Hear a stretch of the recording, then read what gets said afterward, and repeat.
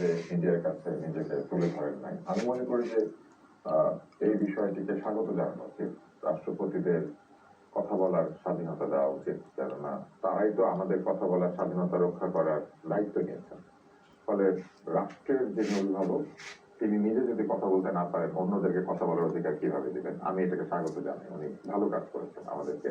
আমি মনে করি তার আরো কোনো কথা থাকলে সেটা লেখা উচিত, বলা উচিত, এবং যদি ওই সাক্ষাৎকারের বক্তব্য অনুযায়ী তিনি পদত্যাগ করেন অথবা এই পদ ছেড়ে দেন, তাহলে এর পরপরই তার আরো সাক্ষাৎকার আরো কথা বলে আমাদেরকে পুরো সময়টা সম্পর্কে সঠিক তথ্য দেওয়া উচিত, কেননা মানুষের জানার অধিকার আছে।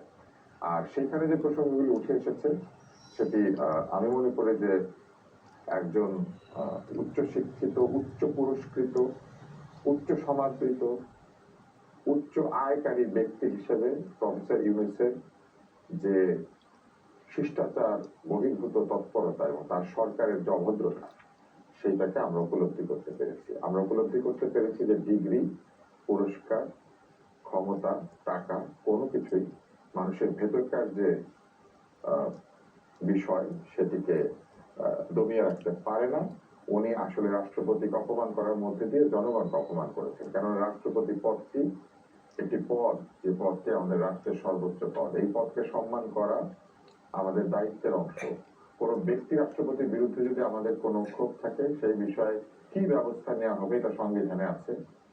আমরা কিভাবে তাকে প্রত্যাখ্যান করতে পারি সেটি বলা আছে, কিন্তু তিনি তার নিজের পদের প্রতিও আমি বলবো যে সদাচার করেন নাই, কারণ যে কাজগুলি তার করার দায়িত্ব ছিল সেগুলো তিনি পালন করেন। এইগুলিকে বহু বছর আগে আমার জর্জ বুশের কথা বলতে চাই, কারণ প্রফেসর ইউনূস তো আমেরিকার দিকে ঝুঁকে থাকেন সবসময়। তো রিকালসিট্রেন্ট মানে একটি শব্দ ব্যবহার করা হয়েছিল, জর্জ বুশ ব্যবহার করেছিল। রিকালসিট্রেন্ট কি জিনিস এটা আমরা প্রফেসর ইউনূসের দিকে বুঝতে পেরেছি। এখন এটা আমার এখানে দুইজন আজকে এখানে দুজন আলোচক আছেন যারা আইনজ্ঞ, অভিজ্ঞ আইনবিদ। আমি আইনের প্রসঙ্গে না যাই, কিন্তু একটি শিষ্টাচারের অংশ যে তিনি যখন এই প্রধান উপদেষ্টা পদটি ছেড়ে চলে যাচ্ছেন, তিনি রাষ্ট্রপতিকে প্রেফার বলে বিবেক করছেন, সেটা তিনি দেন না। তিনি যখন শপথ নিয়েছিলেন তখন রাষ্ট্রপতিকে দরকার হয়েছিল, তিনি ব্যবহার করেছেন। প্রফেসর ইউনূস ক্ষমতা আসার পরে আমাদের আইনকে, কানুনকে, আমাদের করের আইনকে, আমাদের সকল কিছুকে নিজের ইচ্ছা মতো ব্যবহার করেছেন। তিনি ইউজ করেছেন, তিনি অ্যাপ্লাই করেন না। এবং এই যে ইউজার অ্যাটিটিউড, সবকিছুকে ব্যবহারকারীর মতো ব্যবহার করা এবং তারপরে প্রয়োজন শেষে ছুড়ে ফেলে দেওয়া, এই পদ্ধতি তিনি সর্বত্র ব্যবহার করেছেন, কারণ এটি তার চরিত্র। তিনি একসময় এরশাদ সাহেবের কাছ থেকে আদেশ নিয়ে গ্রামীণ ব্যাংক তৈরি করেছিলেন। জীবনে এরশাদ সাহেব অসুস্থ হলে একবার দেখতে যাবেন। আমি এরশাদ সাহেবের ভক্ত না, কিন্তু এরকম একটা ফেভার যার কাছ থেকে নিয়েছেন, আবুল মাল আব্দুল মুহিত তাকে তখন এই সাহায্যটা করেছিলেন। এগুলো সব জায়গায় লেখা আছে। তিনি মুহিত সাহেবের সঙ্গে সুসম্পর্ক মেনটেন করেন নাই। তিনি চট্টগ্রাম বিশ্ববিদ্যালয়ের ডোবরাগ্রামে যখন এই প্রজেক্ট চালু করেছিলেন, উনি সেখানে শিক্ষক ছিলেন। উনি ক্ষমতা বসে চট্টগ্রাম বিশ্ববিদ্যালয়কে কোনো ফেভার করেন নাই, কিন্তু নিজের গ্রামীণ ব্যাংককে ফেভার করেছেন। এইবার আসেন একটা করে আমি যেতে পারবো। এবং উনি নোবেল পুরস্কার পেয়েছেন একা না, কিন্তু উনি এবং গ্রামীণ ব্যাংক বলার সময় ওনার ইউনিভার্সিটিটা শুধু ওনাকে নোবেল বিজয়ী হিসেবে পরিচয় করিয়ে দেয়। গ্রামীণ ব্যাংকের কথা বলে না, যেন মানে মানে মানসিকতা, মন মানসিকতা এরকম যে গ্রামীণ ব্যাংক ওনার কর্মচারী আর কি এই জন্য পেয়েছে, মানে আপনিও পেয়েছেন, আপনার খাদেমও পেয়েছে, মোটেও না। এবং আপনি দেখবেন কোথাও লেখে না যে গ্রামীণ ব্যাংক একটি নোবেল বিজয়ী প্রতিষ্ঠান, কিন্তু ওনার কিছু লেখে উনি নোবেল বিজয়ী ব্যক্তি, অর্ধেকটা নোবেল পেয়েছেন, পুরোটা আমার নাই তো। এবং এইটা ওনার অ্যাটিটিউড। আপনি দেখবেন, আপনি ওনার ভবনে যাবেন, দেখবেন ওনার কত বিরাট বিরাট ছবি লাগানো আছে। উনি রাষ্ট্রপতির ছবি নামিয়ে নিতে দিয়েছেন, কিন্তু নিজের ছবি ঝুলাই রাখেন নিজের প্রতিষ্ঠানের ভিতরে। আরো ব্যাপার আছে, ওনার একটা জাদুঘর আছে, ওনার জীবন দশা, ওনার প্রতিষ্ঠানের মধ্যে ওনার একটা মিউজিয়াম আছে, এবং সেটা লোকে পরিদর্শন করবে, সে ব্যবস্থা করা আছে।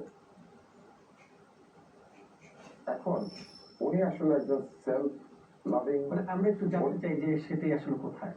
ওইটা আছে, আপনি জানেন ওই যে ভবন, ওনার যে গ্রামীণ ব্যাংকের ভবন আছে, সেই ভবনের নিচতলায় আমি সেটা গিয়েছি। আমি ওনার খুব ভক্ত ছিলাম, আমি এখন ওনার ভক্ত, ওনার কাজের ভক্ত। উনি যে কাজগুলি ভালো করেন সেগুলো প্রশংসা করবো না, কিন্তু সেই ভালো কাজের উচিলা দিয়ে উনি যদি আমাদের জাতির উপর এরকম অত্যাচার করে যান এবং এই ধরনের অন্যায় কাজকে প্রমোট করে যান, উনি কি কি অন্যায় প্রমোট করেছেন আপনি দেখেন। কনফ্লিক্ট অফ ইন্টারেস্ট এই শব্দটা যে কোনো ভদ্রলোক বুঝে। উনি এখানে আসার পরে উনি কি করলেন, ওনার প্রতিষ্ঠান কিন্তু একটি আলাদা তফসিলভুক্ত প্রতিষ্ঠান, সংসদের একটি আইনের মাধ্যমে। এখানে প্রাক্তন সংসদ সদস্য আছেন, আমি ভুল বললে একটু ঠিক করে দিও স্বামী ভাই। হ্যাঁ, আমার সাথে তার এমনিতে বড় ভাই ছোট ভাই সম্পর্ক, এই জন্য এবার বলি। এটা কিন্তু একটা সংসদের আইন দিয়ে তৈরি করা একটা প্রতিষ্ঠান, যেটা সাধারণ মাইক্রো ক্রেডিট প্রতিষ্ঠানের আইনের আওতায় ছিল না। এটা কোনো ইচ্ছা করে বাইরে রেখেছিলেন, কারণ তাহলে ওইখানে সরকারের অনেক নজরদারি থাকতো। এই কারণে উনি এটাকে বাইরে রেখেছিলেন। যে মুহূর্তে উনি নিজে সরকার হয়ে গেলেন, সাথে সাথে উনি এটাকে বিশেষ ভাবে মাইক্রো ক্রেডিট প্রতিষ্ঠানের আইনের আওতায় নিয়ে এসে কর্মাফ করে দিলেন। কারণ এই কর্মাফ করার যে আইনটা, সেটা মাইক্রো ক্রেডিট প্রতিষ্ঠানের জন্য আছে, ওনার প্রতিষ্ঠানের জন্য নাই। উনি ওনার ক্ষমতাকে ব্যবহার করলেন নিজের প্রতিষ্ঠানের স্বার্থে। এবং তারপরে কি করলেন, উনি নিজের দায় মাফ করলেন, উনি নিজের জন্য বিভিন্ন লাইসেন্স পারমিট ইস্যু করলেন। এবং ওনার সময়ে ওনার মালিকানাধীন, ওনার আমি বলবো যে ঘুরিয়ে ফিরিয়ে মালিকানাধীন, শ্যাডো মালিকানাধীন গ্রামীণ ফোনের জন্য তরঙ্গ বরাদ্দ করা হলো। এবং সেই তরঙ্গ বরাদ্দ যেভাবে করা হয়েছে, সেটা স্বচ্ছ প্রক্রিয়ার মধ্যে দিয়ে করা হয় না। এই কাজগুলি তিনি ওখানে বসে বসে করেছেন। উনি অন্যের দুর্নীতি ধরেন, ওনার নিজের দুর্নীতি উনি যে করেছেন, কনফ্লিক্ট অফ ইন্টারেস্ট, স্বার্থের দ্বন্দ্ব থাকা অবস্থায় ক্ষমতায় বসে নিজের প্রতিষ্ঠানকে বিভিন্ন ধরনের বরাদ্দ দেওয়া, এইটা তো কোনোভাবেই আইন সিদ্ধ না। উনি এগুলো করেছেন। তো প্রেসিডেন্টের সাথে উনি কি করেছেন, উনি তো একদিকে প্রেসিডেন্টের সঙ্গে অভদ্রতা করেছেন, আরেকদিকে উনি নিজে গোপন চুক্তি করে এসেছেন। মানে উনি তো করেন নাই, লোক দিয়ে করিয়েছেন, নিজে আবার সাইন করেন না, কিন্তু আপনি লক্ষ্য করবেন।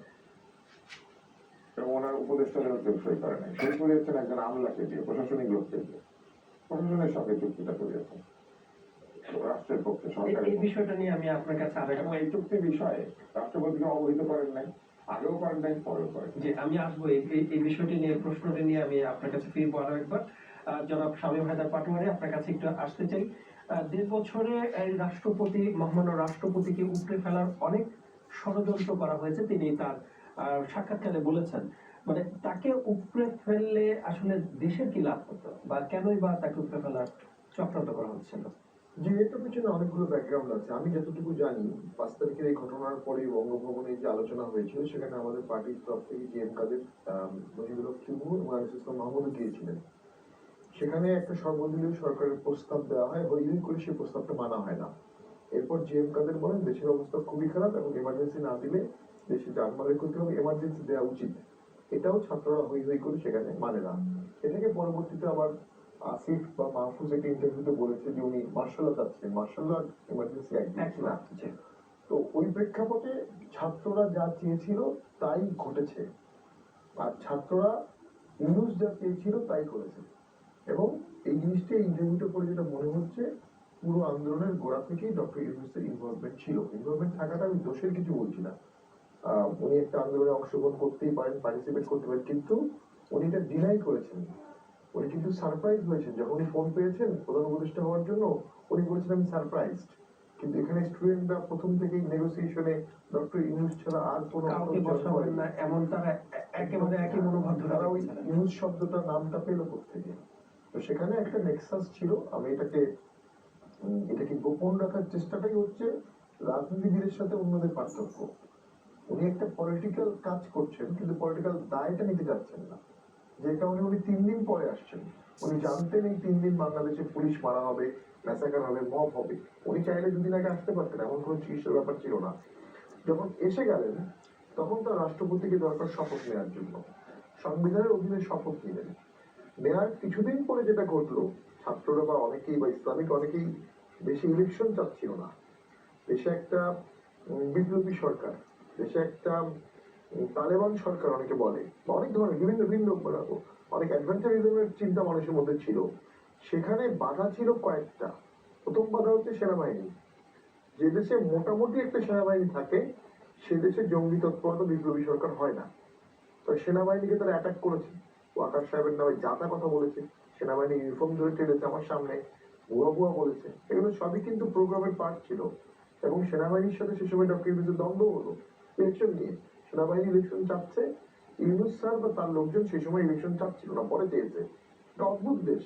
পৃথিবীর সব দেশে এরকম সিচুয়েশনে সেনাবাহিনী ইলেকশন চায় না, সিভিল সোসাইটি ইলেকশন চায়। বাংলাদেশে তথাকথিত সিভিল সোসাইটি গভর্নমেন্টরা তারা ইলেকশন চায়নি, কিন্তু সেনাবাহিনী ইলেকশন চাচ্ছিল দেশ বাঁচাতে। সেই সময় বিএনপি অনেক ম্যাচিউর রোল প্লে করেছে এবং রাষ্ট্রপতিকে উপরে ফেলতে হবে। রাষ্ট্রপতিকে উপরে ফেলার প্রধান কারণ ছিল, আমি যেটা অনুভব করি, রাষ্ট্রপতি সেনাপ্রধানকে নিয়োগ দেন এবং যদি রাষ্ট্রপতি আরেকজন হতেন তাহলে আমার ধারণা ওয়াকার সাগরে চাকরি থাকতো না, নতুন কাউকে দায়িত্ব দেওয়া হতো যিনি ওই ভাবধারাকে বাস্তবায়ন করতো। ওই ভাবধারা বাস্তবায়ন করার জন্যই সেনাপ্রধানকে সরিয়ে ফেলার জন্যই রাষ্ট্রপতিকে সরিয়ে ফেলার দাবি উঠেছিল। রাষ্ট্রপতির ওই মুহূর্তে আর কোনো কিছু করার ক্ষমতাও ছিল না, কখনই ছিল না। কিন্তু রাষ্ট্রপতি থাকার কারণে সেনাপ্রধানকে বরখাস্ত করা যাচ্ছে না, পরিবর্তন করা যাচ্ছে না, নতুন সেনাপ্রধান দেওয়া যাচ্ছে না, সেখানেই রাষ্ট্রপতিকে হিট করা হয়েছিল। তো আমি মনে করি খুব ভাগ্যবান আমরা, সে সময় বিএনপিরও শুভবুদ্ধির উদয় হয়। বিএনপি, সেনাপ্রধান বা সেনাবাহিনী এবং রাষ্ট্রপতি, তিন বাহিনীর প্রধান মিলে এই জিনিসটাকে তারা ট্যাকেল করে। একই রকম সিচুয়েশন জাতীয় পার্টি ব্যানের ক্ষেত্রেও হয়েছিল। জাতীয় পার্টিকে ব্যান করতে হবে, তখন কিন্তু সেনাবাহিনীও কিছুটা সহযোগিতা করেছিল, বিএনপিও বলেছিল কোনো পার্টিকে ব্যান করা যাবে না। এর ফলে আমরা যেটা অনুভব করছি, ইউনুস সরকারের নিয়ত ভালো ছিল না। তারা ইলেকশনটাও দিয়েছে বাধ্য হয়ে, তারা ইলেকশন দিতে চায়নি। এবং সেই সময় মিটিং এ বিভিন্ন গোষ্ঠীর সাথে যখন দেখা হতো, তাদের বডি ল্যাঙ্গুয়েজ, তাদের তাকানো, তাদের কথার ভাষা, এটা অত্যন্ত স্বৈরাচারী মনোভাব ছিল। এবং আর কিছুদিন ধরে তারা অতীত যে কোনো স্বৈরাচারী মনোভাবকে ভেঙে ফেলতো। কথাটা আমরা কালী করে এরকম ছিল, মিটিং এ এসে বিচারপতিদের ধমক দিচ্ছে, মিডিয়াকে ধমক দিচ্ছে। তো তারা নিজেরাও আসলে গণতান্ত্রিক মনে কখনো ছিল না। সবচেয়ে ব্যর্থতা হচ্ছে, দেশের সবচেয়ে ক্ষতি কি হবে জানেন? ভবিষ্যতে কোন সিভিল সোসাইটি মুখ খুলিয়ে কোনো মন্ত্রীকে আর সমালোচনা করতে পারবে না। এবং মন্ত্রীকে সমালোচনা করবে, মন্ত্রী বলবে আপনাদের লোকজন ছিল 1.5 বছর 2 বছর, কি সংস্কার করেছেন, কোন সংস্কার করেছেন? এই সরকারে যারা মন্ত্রী বা অ্যাডভাইজার ছিল, তারা অনেকেই বিভিন্ন সেক্টরে সুপার এক্সপার্ট, সারা জীবন বিভিন্ন সেক্টরের প্রজেক্টে কাজ করেছে। যেসব প্রজেক্ট সারা জীবন করেছে, মন্ত্রীদের কাছে সুপারিশ করেছে অথবা মন্ত্রীদের সেন্ট্রালাইজ করেছে, নিজেরা মন্ত্রী হয়ে নিজেদের জানা বিষয়গুলো বাস্তবায়ন করতে পারেন, একটুকু পারেনি। এই ব্যর্থতা বিশাল দায়বদ্ধ। পরিশেষে যেটা বলবো, অবভিয়াসলি ডক্টর ইউনূস স্যার একজন নোবেল বিজয়ী আইকনিক মানুষ। অবশ্যই পলিটিক্স তার পিস অফ কেক না, উনি অ্যাপলিটিক্যাল মানুষ এবং নোবেল পাওয়ার থেকেও বাংলাদেশ চালানো কঠিন। উনি অকারণে ভারতের সাথে দ্বন্দ্ব বাড়িয়েছেন, ভারতের সাথে দ্বন্দ্ববাড়ি লোকজনকে আশেপাশে বেশি প্রায়োরিটি দিয়েছেন, ছাত্র বা মবকে সামনে দিয়ে যাকে ইচ্ছে তাকে সাহায্য করেছেন, যাকে তার অপছন্দ হয়েছে মব দিয়ে তাকে সাহায্য করেছেন। যখনই তার সাথে ডিফারেন্স হয়েছে সেখানে মব দাঁড়িয়ে গেছে। যে কোনো প্রশাসনের যে কোনো পর্যায়ের ব্যক্তিকে উনি অপদস্থ করেছেন। উনি চাইলে এগুলো সমস্ত কিছুই উনি কন্ট্রোল করতে পারতেন। যখন উনি রাষ্ট্র ক্ষমতায় ছিলেন না, তখন তার অমিশনটা কোনো অপরাধ না। কিন্তু আপনি যখন রাষ্ট্র ক্ষমতায় থাকবেন, তখন ঠেকাতে না পারার দায়টাও আপনার উপর চলে আসবে। তো এই যে ব্যর্থতাগুলো ছিল, এগুলোর দায় ভবিতব্য উনি এড়াবেন কিভাবে? ওনার বাংলাদেশের ভিতরে ক্রেডিবিলিটি অনেক কমে গেল, এটা দুঃখজনক। উনি একটা লাস্ট রিসোর্ট ছিলেন। শেষ কথা বলে দিই, ফেসবুকে দেখেছি ভাগ্যবান ডক্টর ইউনূস বাংলাদেশের ক্ষমতা নিয়েছিলেন। তাহলে সারা জীবন আমরা বলতাম যে ডক্টর ইউনূসকে দিলে বাংলাদেশ সিঙ্গাপুর হতো, ব্যাংকক হতো। ওনাকে দিয়ে দেখা গেল বাংলাদেশ তো সিঙ্গাপুর হলো না, ব্যাংকক হলো না, কিছুটা আফগানিস্তানের দিকে যাচ্ছিল। তো সেইটা এই ডেমোক্রেসি বা এই ভোটের পরে আমাদের বিশ্বাস হয়তোবা একটা সেমি ডেমোক্রেটিক ট্রানজিশন ট্রান্সফরমেশন হবে বাংলাদেশে। ধন্যবাদ আপনাকে।